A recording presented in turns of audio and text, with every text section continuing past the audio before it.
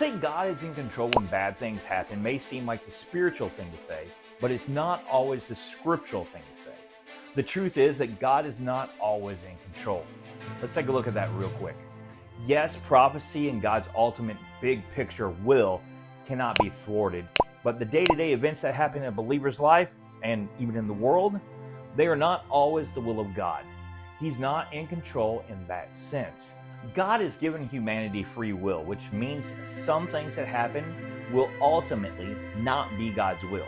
If everything is God's will, that means you have no will or you never sin.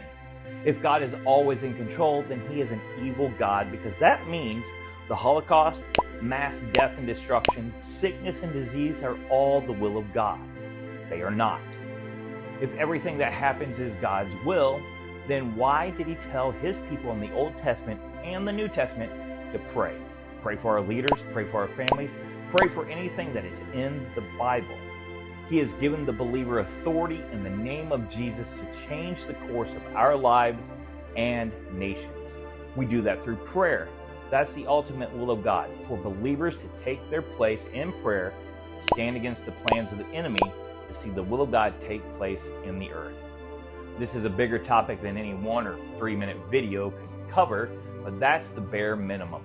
God is still on the throne, but he's given us authority in the earth to be in control as his ambassadors.